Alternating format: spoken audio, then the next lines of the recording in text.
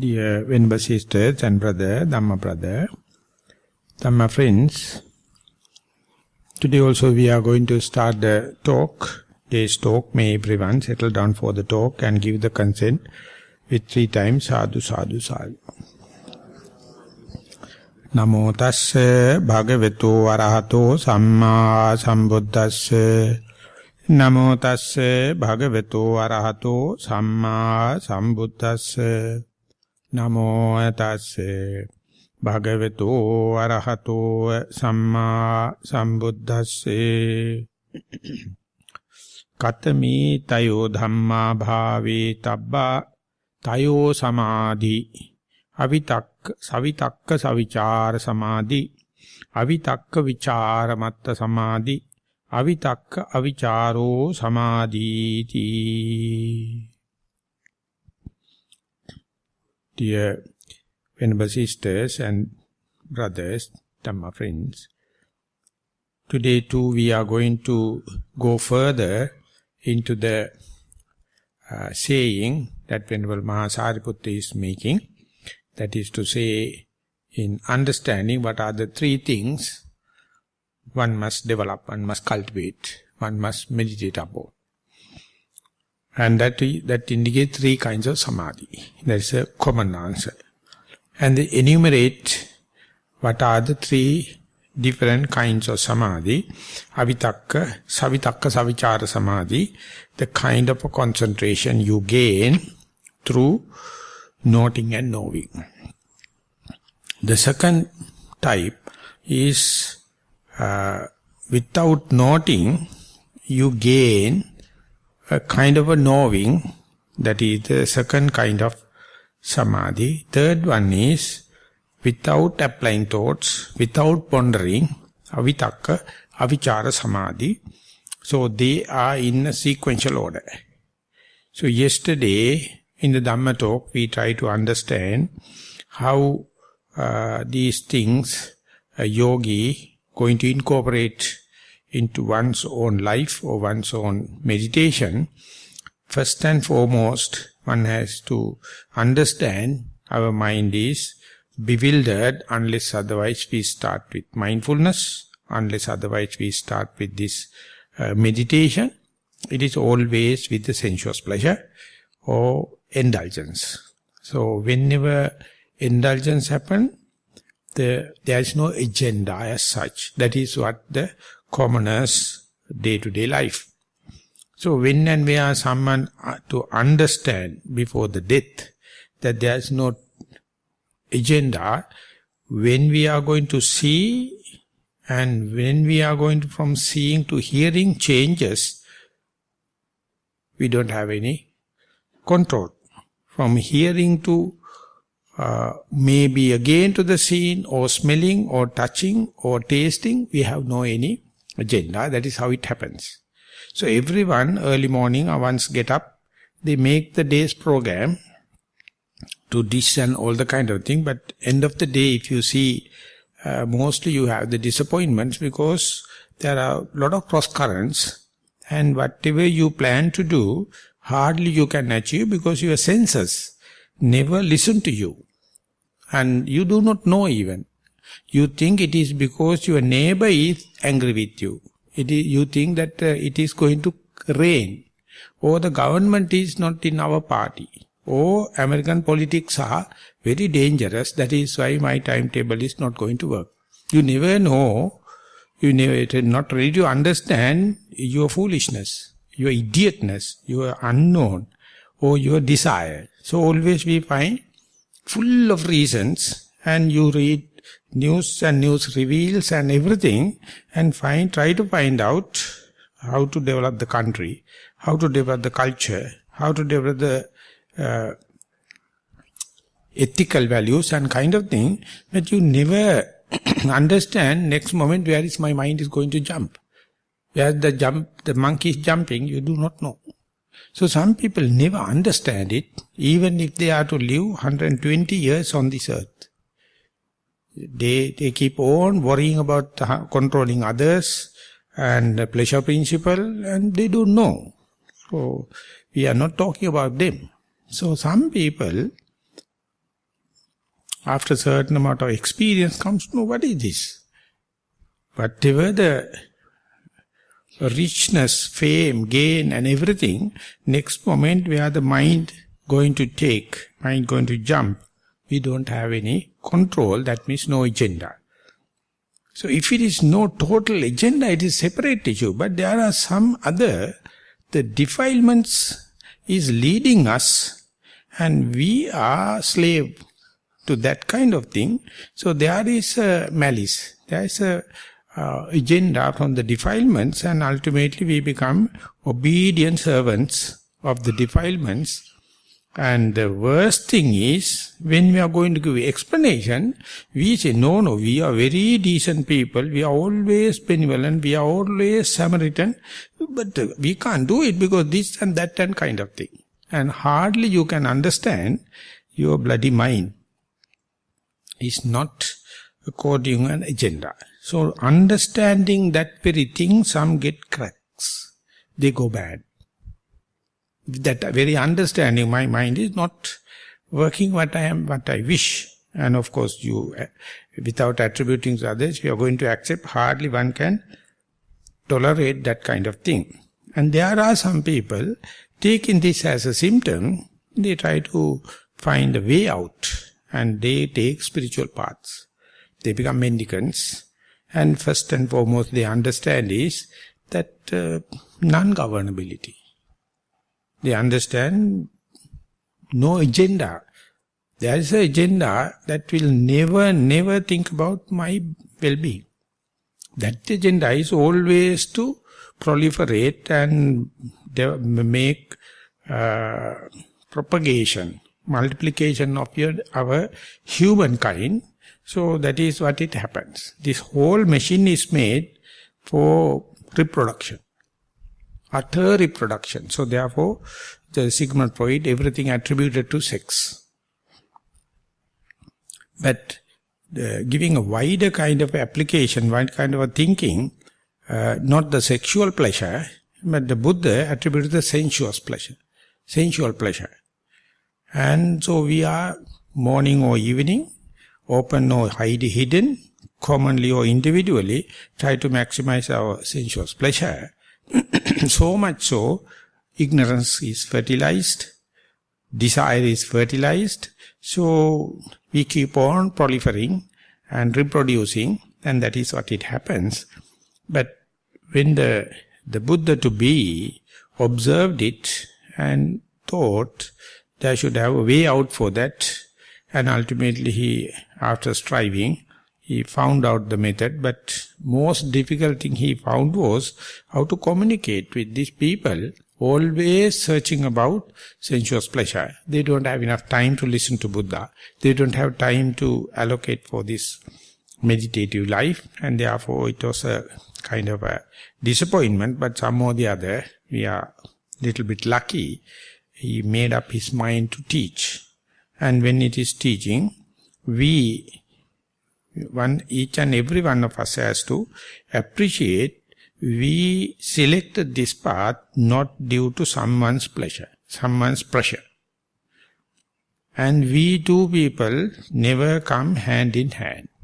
So the very first decision to understand what is happening, what is this non-governable nature, what is the way out, is the most important decision we have taken that we already have.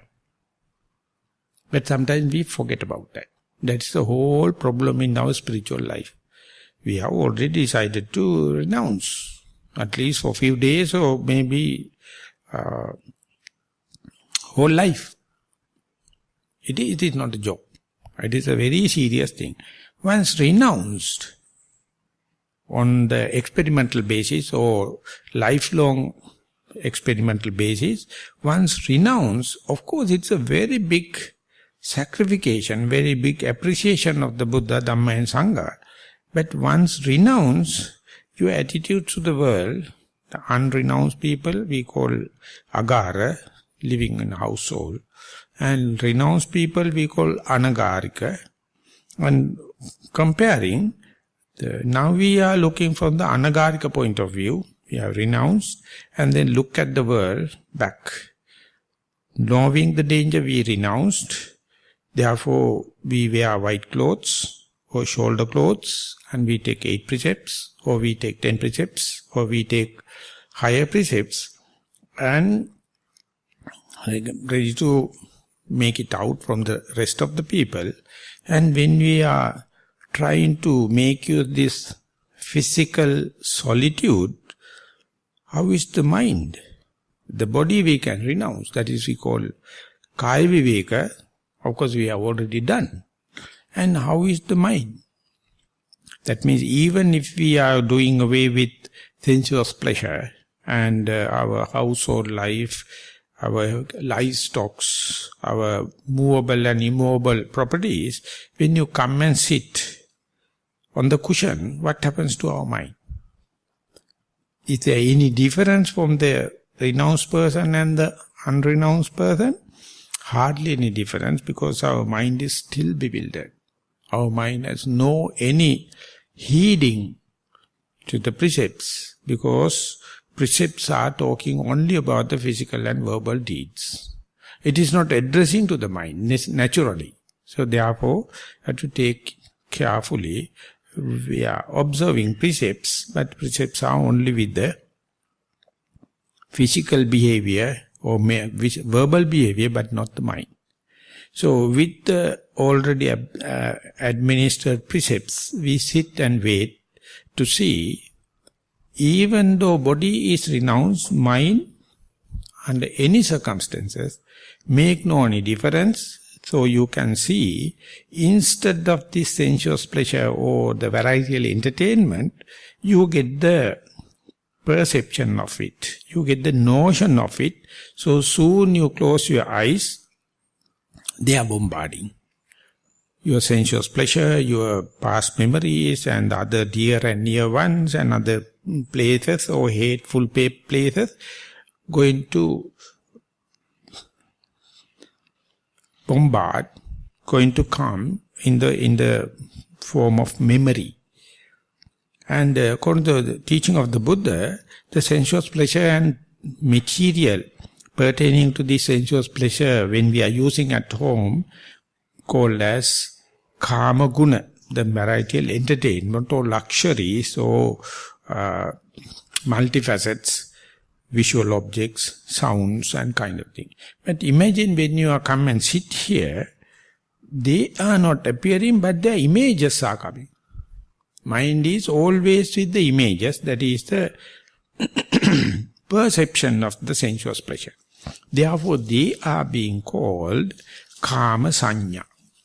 So meditators are not directly physically contact with the varietal entertainment in material form, but they are bombarded with the perception. So whenever you close your eyes, they come in terms of the past and future, as I mentioned earlier, and dear and near ones and the places and the hateful thing. So you see, more than when you at home as a householder, when you come and sit here, mind become more unruly, and you find never no any kind of a support, no any kind of a contribution.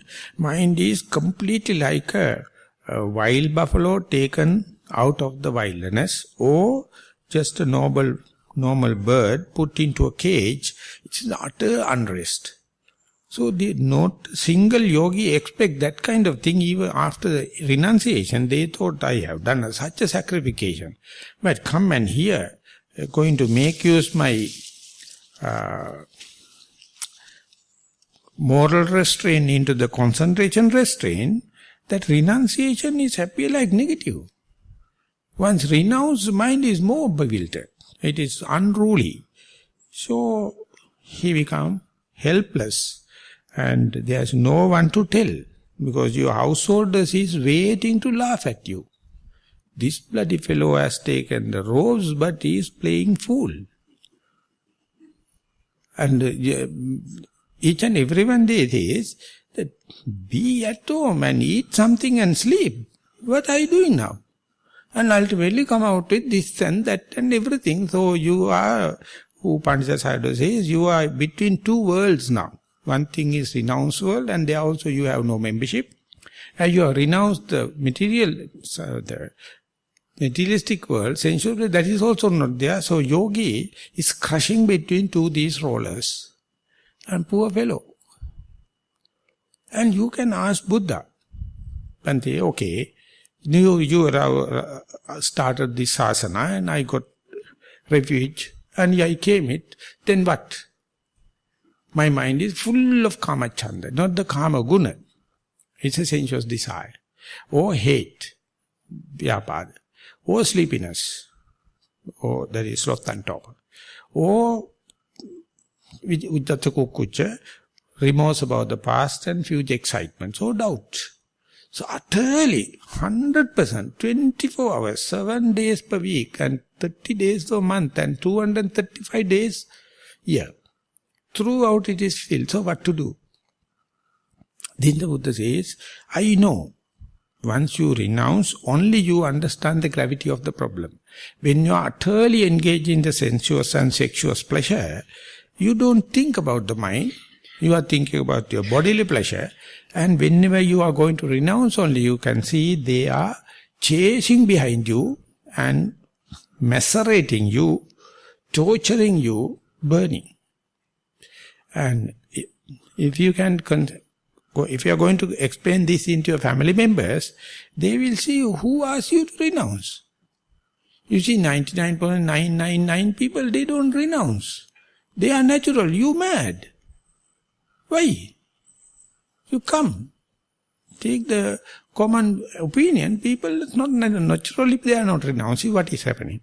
So the Buddha says that is why now, if you ask the question specifically, when I at home, my kama chanda was not so strong. My hatred and my desire, the vyapada, it's not so strong.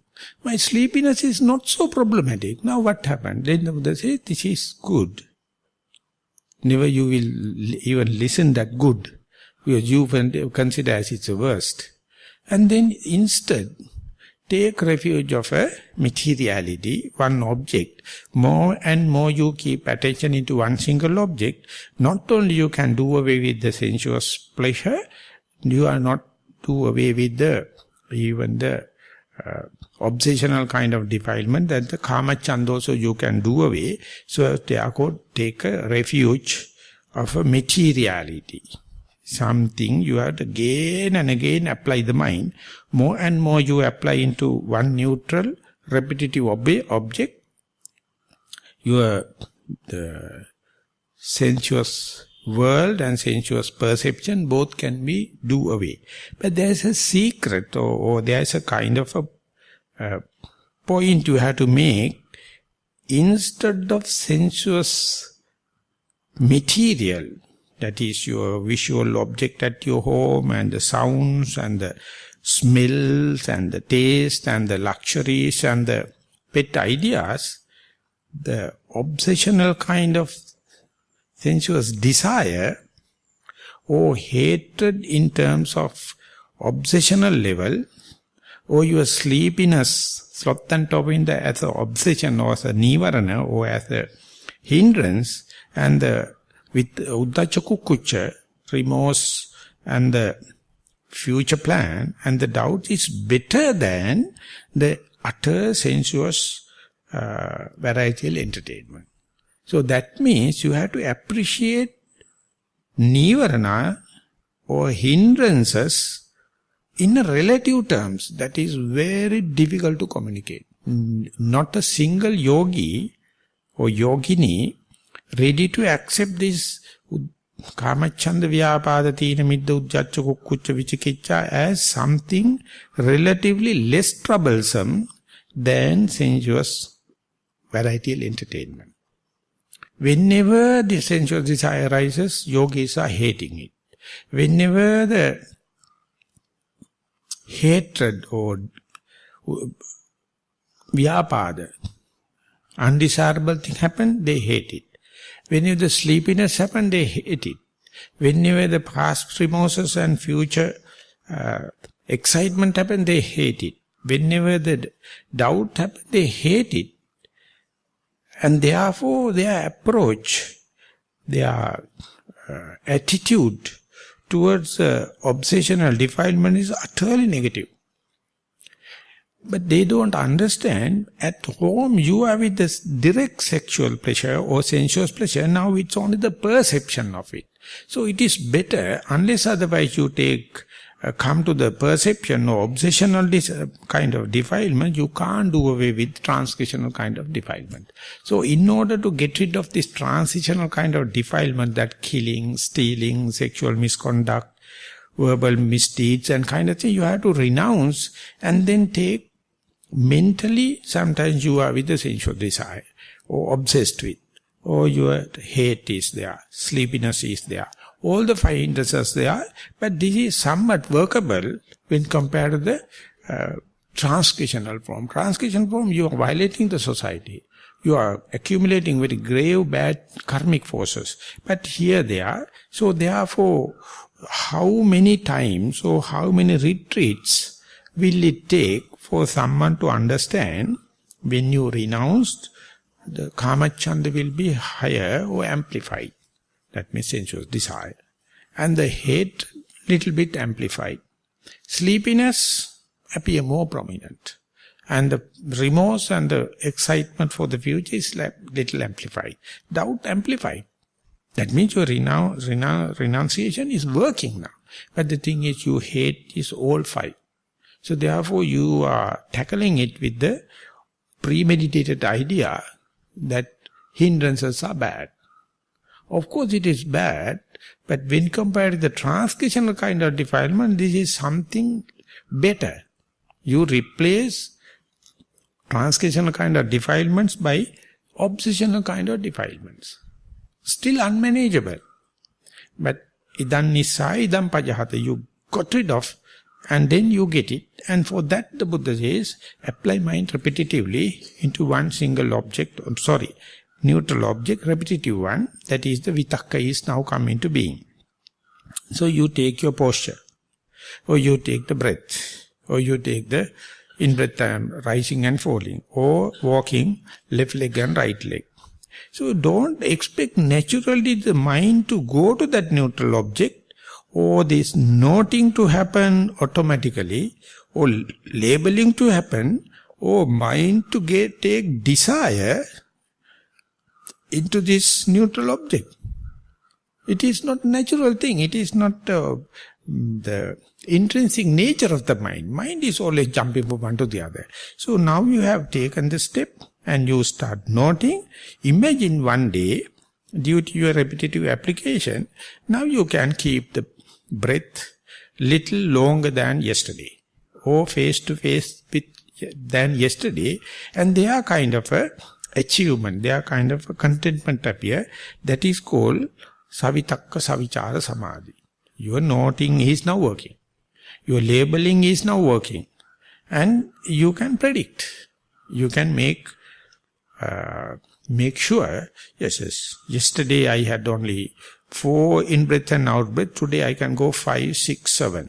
Or yesterday I had 3, 4 steps with noting, now I go there 10 to 12, like when it is increasing, it's just like in the education, you get into the higher classes and achievement is there.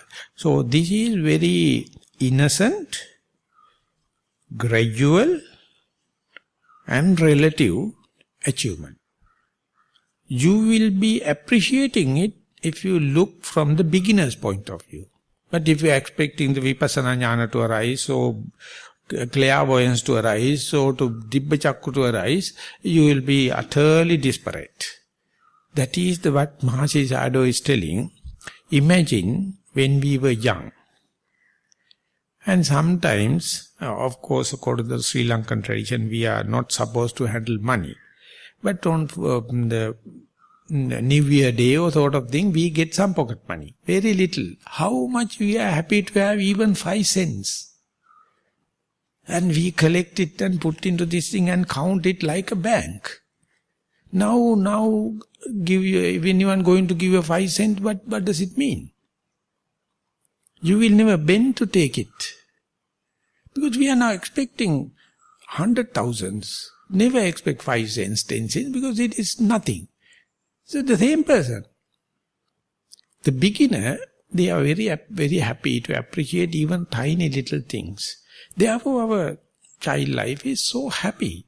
Very easy to satiability is there. But now, we are elderly, we have grown, we have learned, but ultimately we are torturing ourselves. Whatever you are going to take, going to have, nothing, never satisfied. Imagine the young age, just like the beginning yogi can report, yesterday I had 10, 20 breaths. Today I can go for more, 30, 40 like. Or when you're walking, yesterday I had 10, 12 walkings or steps, continuously mindful. And today I can go 20, 30. That very reporting indicates how innocent you are, how much you are appreciating savitakka savichara samadhi. And usually it is not happening because you have a higher expectation. That expectation is utterly burning, utterly torturing you, and you think it is your sole duty, you are considering your own well-being, that is why I have a higher target, and ultimately you are never satiable, never happy, and you never question this situation. But in meditation, the Buddha says it is gradual process. Now, first and foremost, you develop the savitakka savichara samadhi, applying thought is there. Each time mind goes to that particular object intended, not only you are just happy that vitakka is working, noting is working, labeling, you can tell the taste of it, the nature of it, the character of it, shape of it, manner of it. So therefore it is not imaginary. It is something verifiable. So when that happens, you are gaining little bit of control, little bit of mastery, little bit of familiarity, how to train your mind, brain and change your brain. Train your mind by applying repetitively into the neutral object, repetitive object. When it is happening, there is a kind of a will or kind of a thing you can do, and it is like, as I mentioned, learning the second language for an elderly person. So that is very simple thing, very straightforward thing, and very innocent thing, and ever it is working, unless otherwise you doubt about the system. So this is the first and foremost samadhi. It is not a big samadhi, but you see positivity. You see when and where you apply mind repetitively, it is as a kind of a listening, call by name. So first time when the Arahant Mahinda came to Sri Lanka, the king of Sri Lanka was in hunting. He was a big gatherer, and when they are while hunting, the Arahant Mahinda appeared on the rock and called the king by name. King was shocked. Because no one can call the king by name, according to the Sri Lankan tradition. In America, we can say Mr. President, Mr. Obama is okay. But if you are going to tell in Sri Lanka, tomorrow you will get jailed. No jokes. You have to say Ati Uttama, Janadipati, all you have to tell. Likewise, calling the king by name is a kind of a tactic. Then the king look at and see a figure, monk's figure, and he told, I came from India, out of compassion, and so. Convinced, finished. No one can call the king by name. So here also, when the in-breath happens, call it by in-breath. Don't tell it is anicca dukkha anatta. You bloody fools. In-breath is in-breath, out-breath is out-breath, left is left, right is right. By calling, they are the kings in defilements. They are the kings in the Mara. Call by name. It is ever working. Calling, labeling, or we can be vitakka. When it's happening, don't label it before it happens. And don't let the event happen and not delayed. The one day you will understand on the spot, as and when in-breath arises, you are ready, or you are face-to-face, avenue to the in-breath and out-breath, you can just in-breath. And when and where the out-breath happen, you call it out-breath. And that's a kind of a refinement. At the beginning you do with a haphazard manner, just like a target shooting. Nothing, the arrow is connected to your target. But more and more shooting, you can find connectivity to the in-breath and out-breath increasing. Then only you can understand as and when the breath happens, your noting happens and it becomes a positive, answerable thing. And when you keep on practicing, you can see your time period with the in-breath and out-breath is increasing, so much so, you are not with the sensuous pleasure or sensuous perception. So much so, you are not with the hate and the perception of hate. So much so, sleepiness cannot set in. The noting is the energy releasing in the continuous manner. As far as energy is releasing, the sloth and torpor cannot set in. The energy is like a heater. So therefore, you develop, you continue this vigilance, dynamism. Sleeps cannot set in. And as and when you note the in-breath and out-breath, the remorse about the past and the future excitement, impossible. And the doubt never happen whenever you make sure in-breath is in-breath, not out-breath. Out-breath is out-breath, not the in-breath, that vichara. Whenever happen, no place for the doubt. So more and more you keep the primary object in view, with so much so sensuous pleasure as well as perception is done away. But the thing is, unless otherwise you have theoretical understanding, unless otherwise you develop certain amount of momentum or continuity, you can't apprehend it, you can't comprehend it, you can't understand it. It is working negatively for the beginner. That's why the Dhamma talks are necessary. You have to tell. Don't worry. You keep on practice.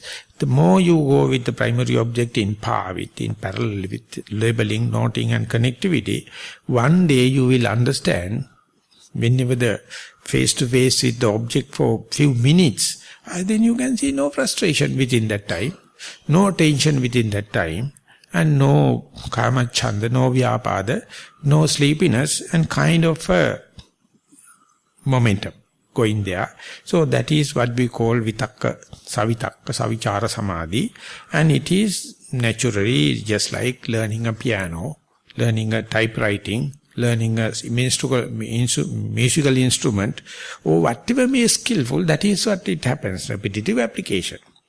When you apply more and more, you get more and more skillful. And after a while, you understand when and where you keep the object in view with, the mind's relationship with the object increases. Even without calling by name, you can taste it. You can see the natural characteristic. You can see the manners. And that time, the noting or labeling techniques become outdated. And I have to make very specific statement here. Suppose that yesterday you had a chance, you were with the breath without noting, maybe 10-20 minutes for example. And when you start tomorrow, you can't expect that to happen today. Again, you have to start with noting, and before 10-20 minutes, 5 minutes time you can get into that situation. If you are in the same mood, supposing in a residential retreat, full-time meditation, day after you may find that kind of a caliber at the 3 minutes time, 2 minutes time, 1 minute time, you just start to note and immediately mind becomes familiar with the object and you start to see the characteristics and the manners. Like if you are driving the same car, not like whenever you are learning driving, you know how to put the first gear to the second gear is a big task.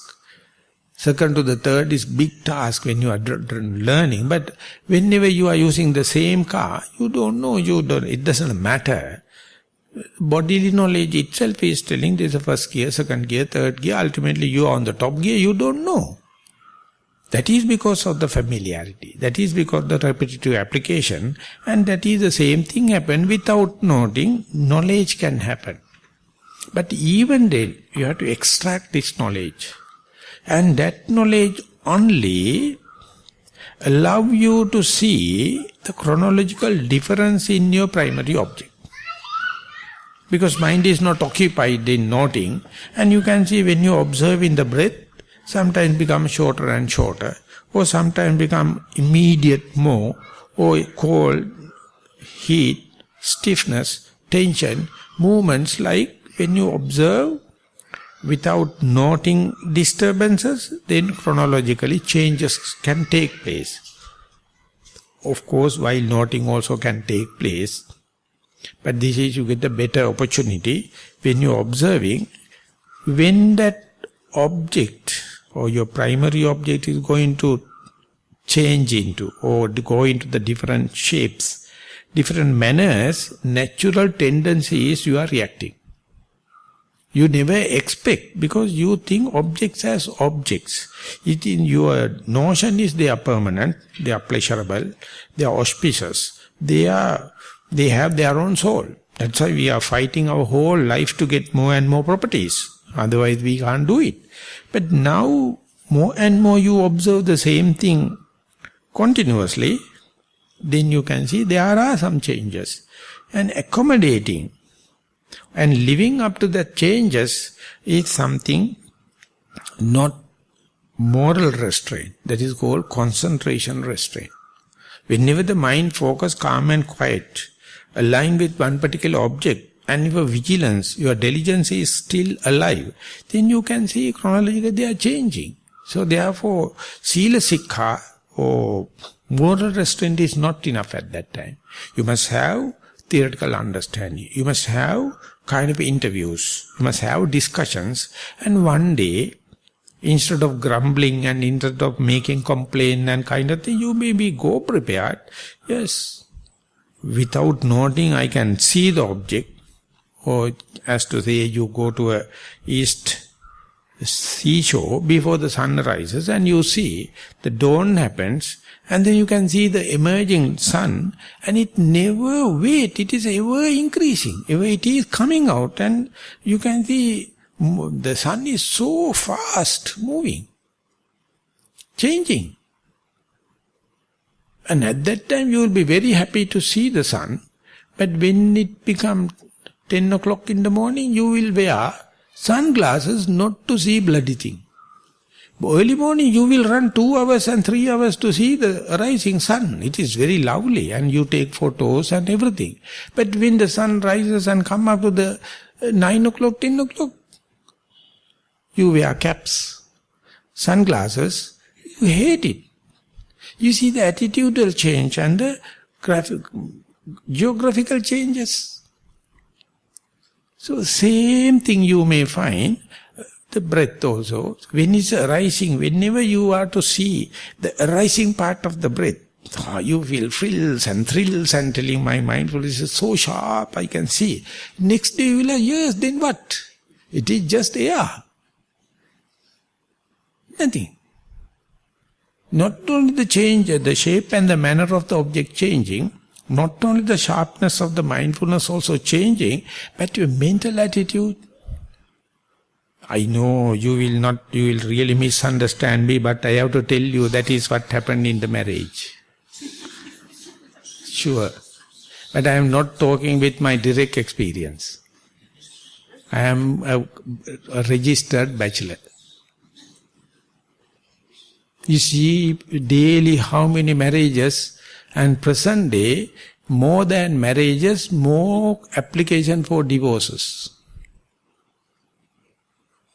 observe the same thing again and again, what happens? You are changing your attitude, but you never expect before the marriage. You think it is a great achievement, and what to think, get that kind of a spouse. And when after married, you start wearing glasses, and then the divorce. Exactly the same thing, but unlucky, to mention you these things, Buddha never took it as examples, unless otherwise a person like me is using it. So this is nothing religious. This is simple fact. You are trying to make so much of glamour out of that. This is just when you are observing something and continue to observe, it is changing. And you get hurt, you get discouraged, you get frustrated because your permanent notion, because of your auspicious notion, because you think everything happening for your pleasure, and you think everything governable. Nothing. And when and where it happens, only it happens avitakka vichara matta samadhi. You have inquiring mind, you have the knowledge, even without adverting of the mind, and that is because of the momentum, that is because of your repetitive application, and then you can see, and their mind is much relaxed. And this is happening in the concentration training, but mind has not yet taken the vipassana or insight as such. Whenever these changes happen, your mind react or assume it is undone, it is not done. You must go back to the forced breathing. Or you must do something, the object to come and take the same seat in the same shape and the same manner, and that is what you call mental manipulations. So much so you are disturbing the natural growth of your meditation. So how to let go, how to just observe with your fully vigilance, even without noting, and how the object is changing. And when it is happening, if you can understand it is something avitakka vicharamata samadhi, that means walking happen effortlessly, without noting, and you can see how things are happening, very smoothly things are happening, and how can you make letting happen non-judgmental, unassuming, and that is the part specified or connected with no noting but understanding. So this is the part you can see the transient nature, but each and every person, when and where this transient nature going to happen, they react, they consider their mindfulness is deteriorating, they may think, misunderstand, telling my concentration is destroyed, or you may think this is not a good primary object because it is changing. So you will go for another primary object and go and ask teacher, no, this is deteriorating type. Can I have a permanent kind of mind, the primary object? Or shall I change my meditation to a new one? Often when you can find in the interview reports, you see whenever something is deteriorating, you are going to take another one into that place, or different, or forced breathing, or forceful walking. That kind of thing, because you want to, your mind always asking for this permanent notion. So replacing this permanent notion with the impermanent notion is not meditation. Never. It's a kind of view. It's a kind of your understanding. Even 1,000 times object is going to change the shape and the manner, whether you accept this as impermanent notion or not, completely open issue. Buddha never take responsibility about that. He says it is electric, can or cannot. But one thing is predictable, but that is, moment you recognize, that understanding will never be erased from your memory, your mind. Once you recognize impermanent, not this impermanent, permanent, this is impermanent, it's once and for all difference. So that is worth. That's what we expect out of this retreat like that. Let the mind to face again and again this transient nature. Colors, shapes are changing, manners are changing, you are grumbling, you are fighting. You try to make breath more forceful and ultimately you come and say, report telling my neck is painful, headaches are happening, and stiffness happen, tension happen, jerks happen, all the kind of because of your reaction to this natural phenomena. The day you understand, yes, now mine, that is my likings and disliking, my personality traits or my character or my traits are changing, now I am ready to accept this changing nature. Then it becomes the double promotion in your meditation. Otherwise you are fighting. And I will add another dimension to that. Not I am going to give more and more theory. It is first 10 years as a teetotal or the toddler, you are learning. Second decades, you are playful. Manda dasaka, krida dasaka. And the third decade, it says you are beautification. Varna dasaka. And the fourth, bala dasaka, that means all the faculties are full intact. And after passing 4 decades only, jnana dasaka going to happen. That means there is a kind of a maturity of your sensuous impeachment has also taken place. If you are living 100 years, 10 tens are there. Manda dasaka, krida dasaka, varna dasaka, bala dasaka, jnana dasaka, that is called indriya paripaka. Indriya paripaka means you are making use of your past memory and going to understand whatever the fight you are going to give and say it is permanent, it is no. One day you have to surrender. Not that at 50s everyone is going to get enlightenment. That don't think like that. But I am telling you that the understanding the suffering nature of the world also part and partial in this as an input. Not only meditating, not only your view, that also has, this is a matter of time. So the day you understand impermanent notion, and it's utterly come with boredom, it is utterly come with monotony, it utterly come with doubt, it utterly come with uncertainty, and you feel like cornered, you feel like outcasted, because more and more you meditate, you are self-contradictory. Internally you expect permanent notion, but bombarding thing is telling impermanent, impermanent, impermanent, impermanent, impermanent. And utterly that appears like a suffering. This is a kind of a renunciated suffering, the Buddha says. It's not the Geya Sita Domanasa, Nekkamma Sita Domanasa, it's only valid for mendicants. It's only valid for yogis. They get a special kind of a suffering because their mind is very sharp now. They go a little deep penetrated and see things are so fast moving and not even a split second for you to think, so quickly changing. And ultimately this, whenever the impermanent, whenever you accept and you see the phenomena through this impermanence, utterly you feel like it's desperate, it is suffering, scattering, going to pieces without falling apart, and boredom, and monotony, and doubtful, and fearful. So therefore, understand this as a positive way, or as an achievement, or as an endowment to your practice, it's luck by chance.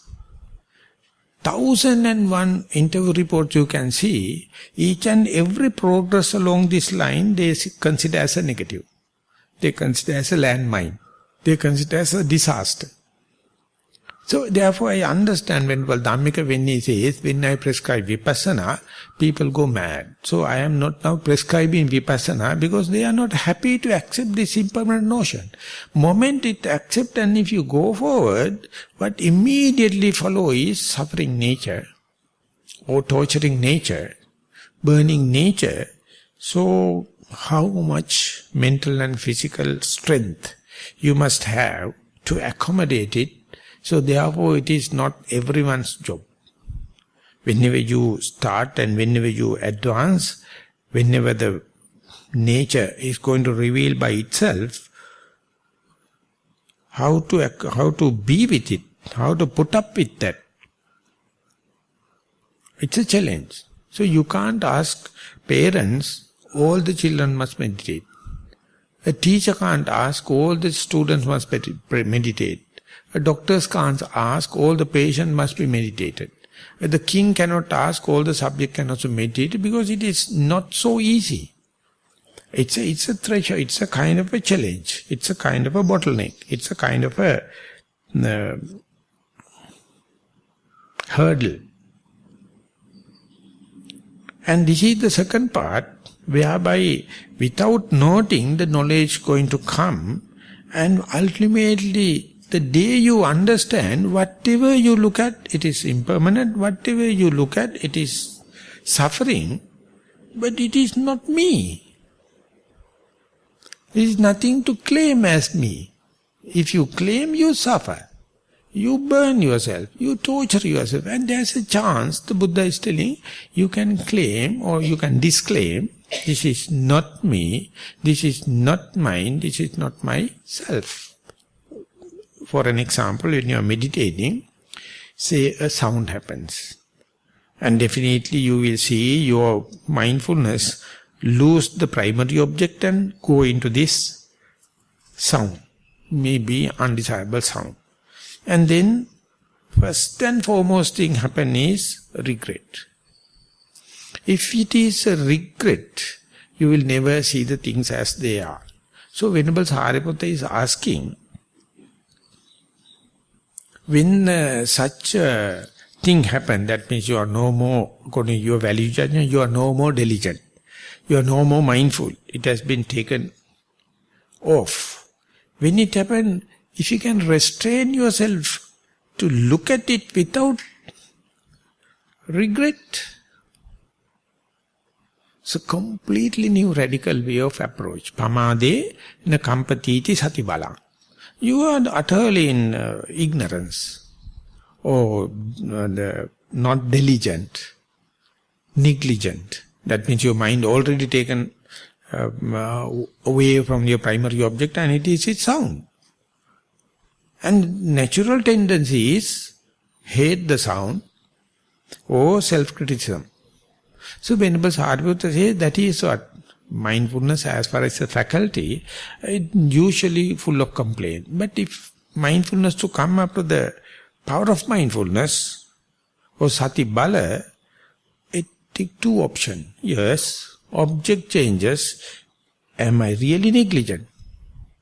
Or am I sharp enough to understand I am calling it negligent because my natural outcome of regret, worries.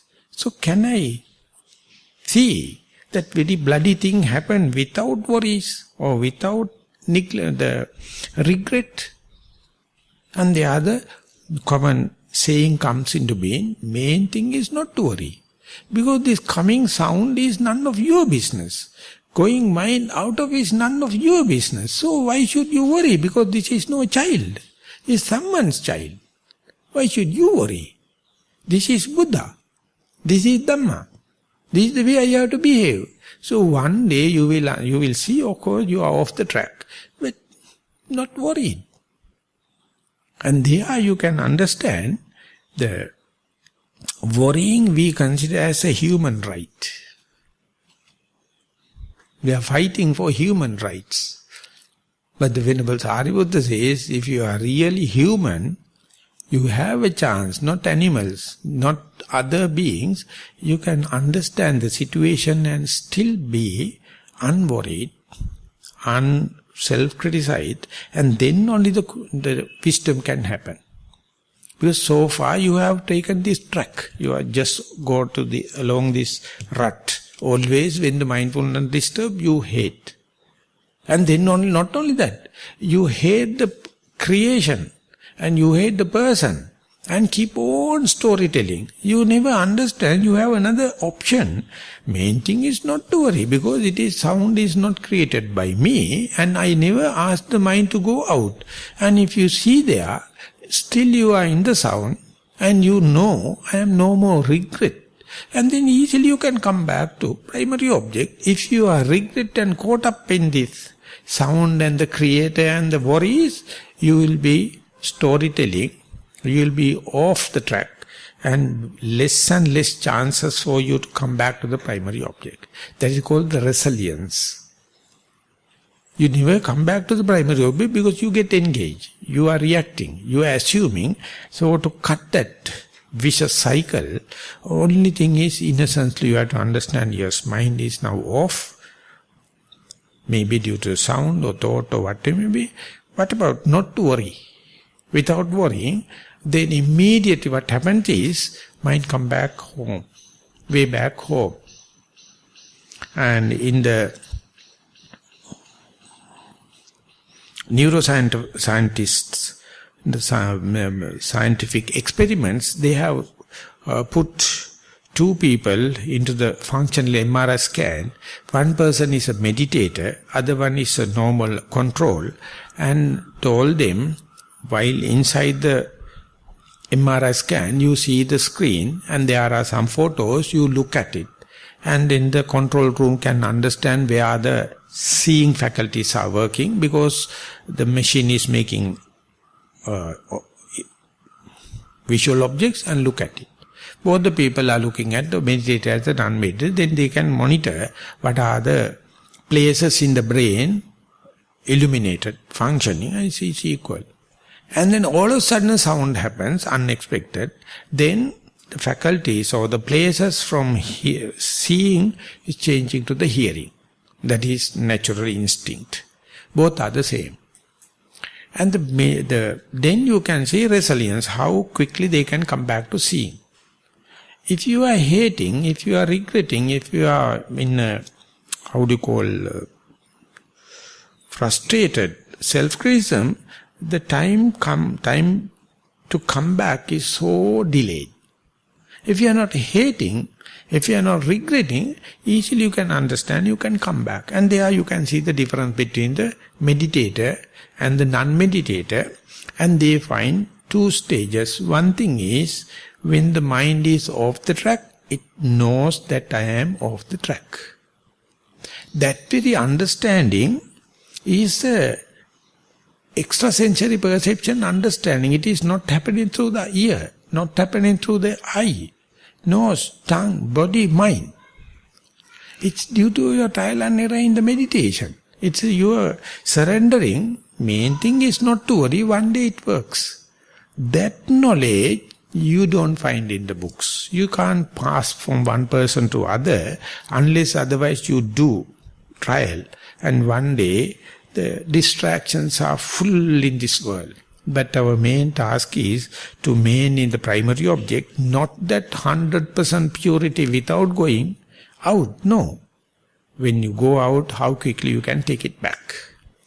And when that happens, they try, the two kinds of nervous systems are working to detect something wrong somewhere. The other part is correct it and bring it back home. Two stages. So when we are reading in the monastic code, the Buddha paint 4 stages. Buddha says, Sarati, Vivarati, Uttani Karoti, Deseti. Whenever you have done mistake, for example, in the monastic code, you remember this is a mistake. But you are not self-accusing, because it is mistake because of the monastic code. The worldly being, it is not a mistake. So why worry? Because you have to ask the Buddha, okay, I have done mistake because I am a son of you, please let me know what to do.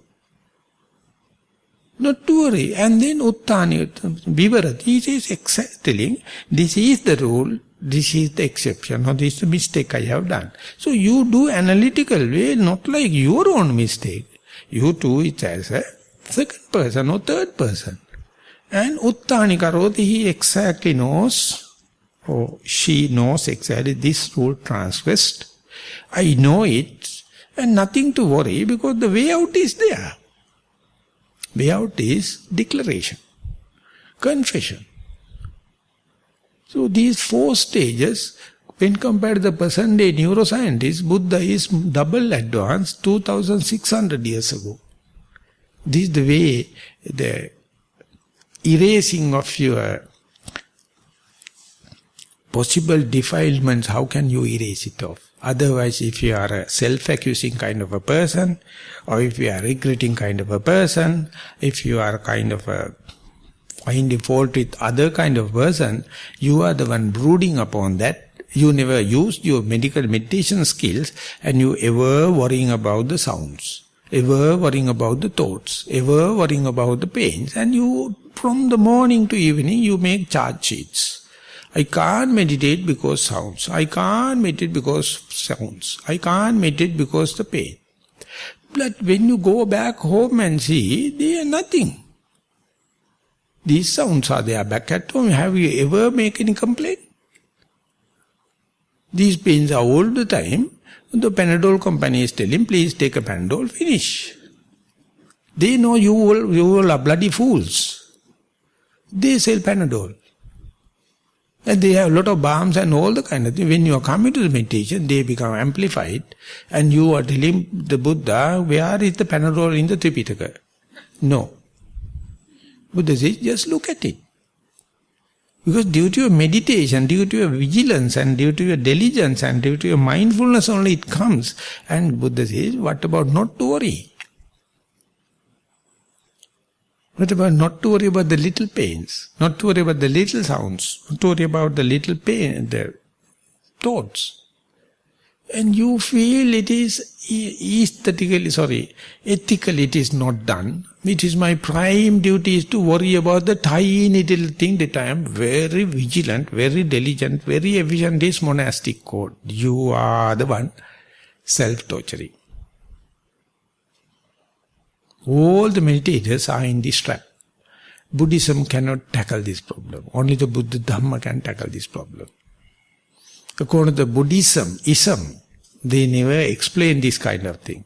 But the Dhamma, the teaching of the Buddha, or Venerable Sariputta, it says, Pamadena kampatiti satibala.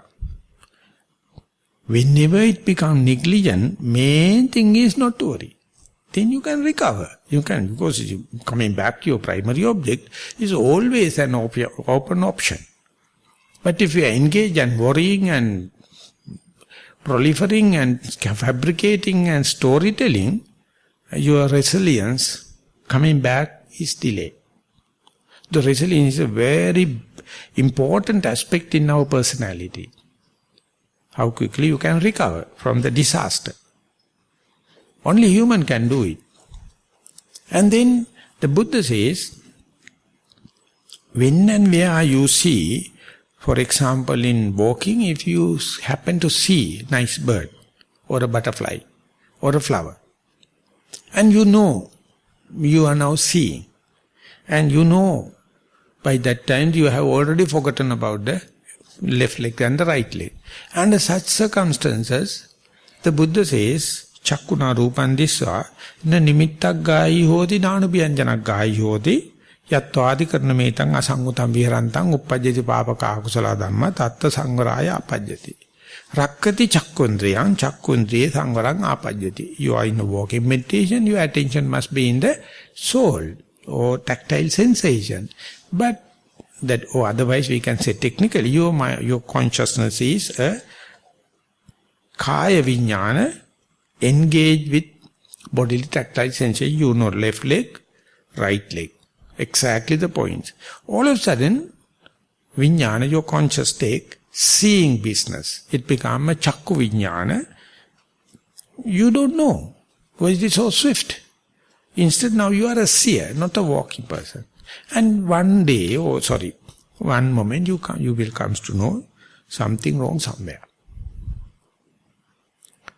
When and where that is happening, if you are going to see more details of the visual objects, or manners of the visual objects, less and less time for you to come back to the primary object. So therefore taking time and making fabrication, telling stories about the visual object is you are taken for a ride.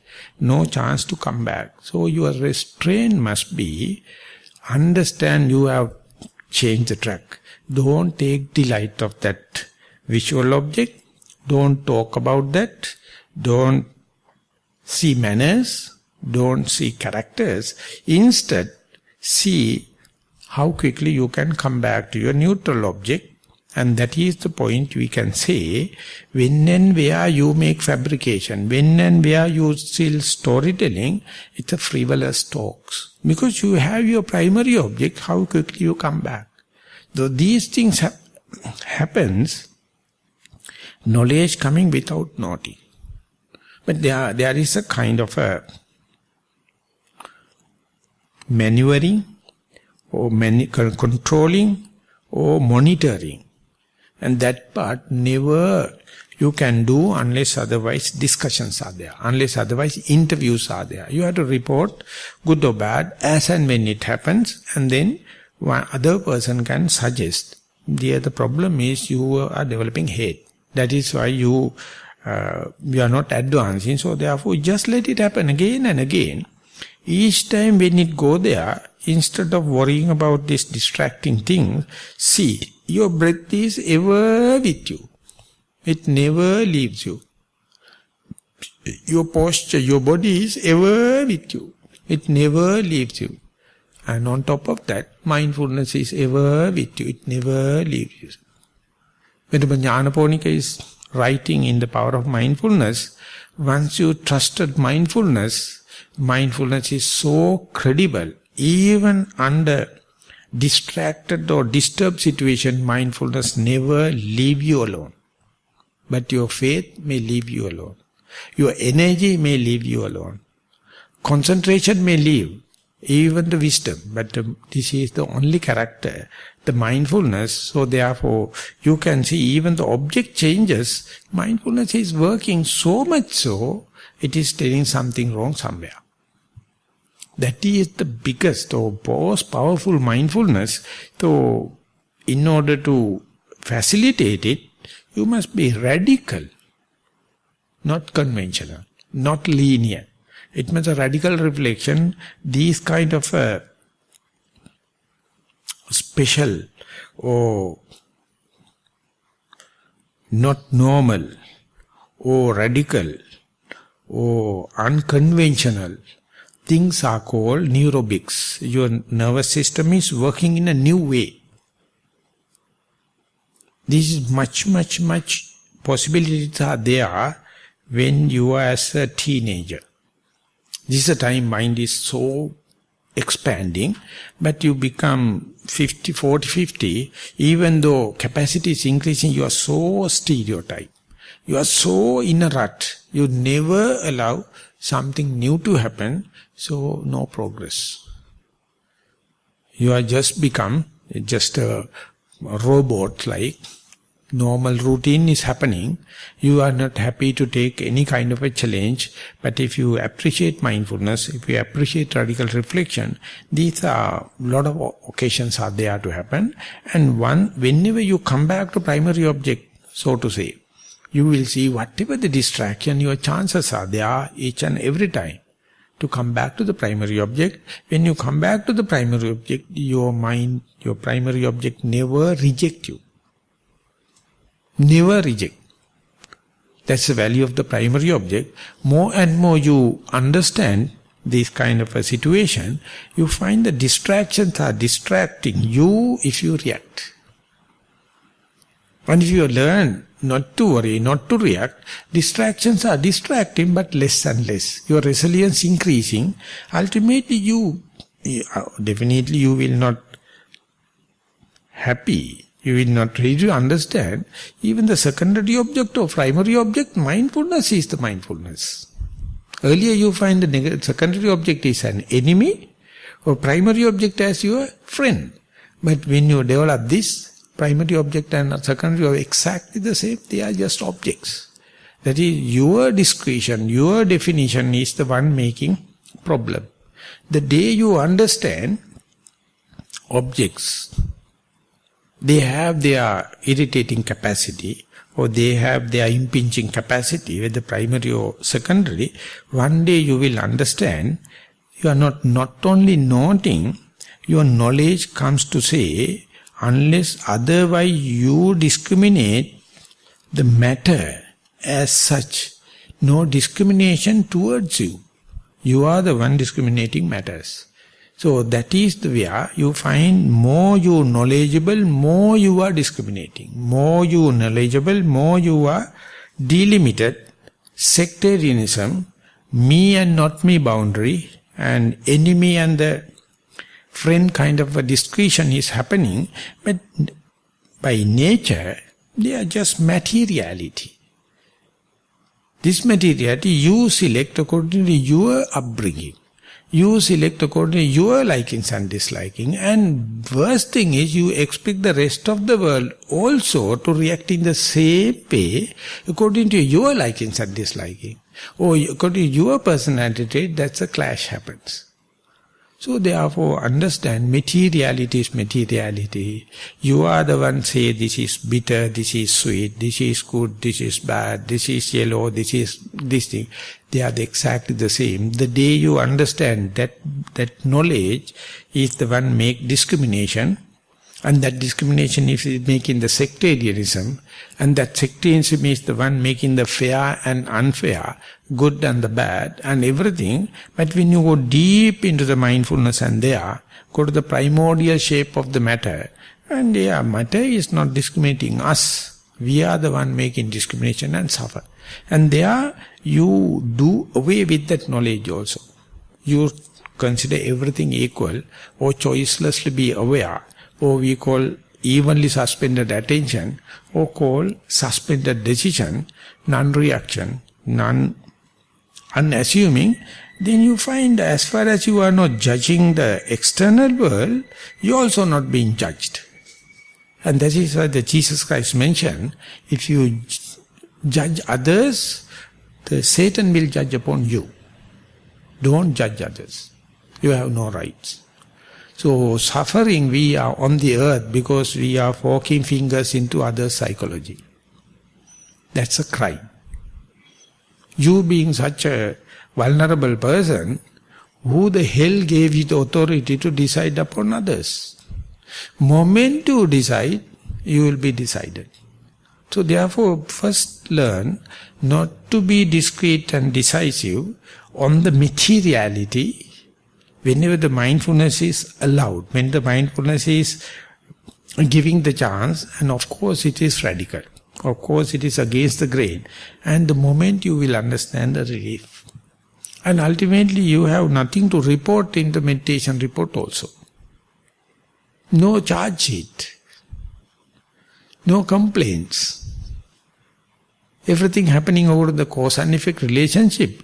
Why we take a part and partial? Just observe it.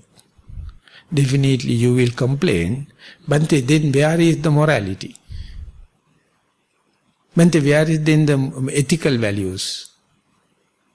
So after a certain limit, they are just childish game. You are beyond it. So whenever it comes, live up to that. Don't do it in the macro level or social level. You have to take your own decision. Under such circumstances, you are beyond it and observe the materiality as materiality. Definitely whenever you are mindful, whenever you are concentration, you are back to the moral grip, restraint, everything. But whenever you go there, if you are radical enough to see, you see within ourselves, there's a peaceful person. It's more wider, open-minded. So wishing you all to please meet that person. At least in meditation, I will expand further it, how to go in walking meditation and the day-to-day, how to go with feelings, perceptions and the volitional activities. First, try your best to be with this materiality, when and where mindfulness come up to this powerful state, just to have choiceless awareness. Or I would usually sum up with telling, just be mindful and mind your own business. Thank you very much for listening.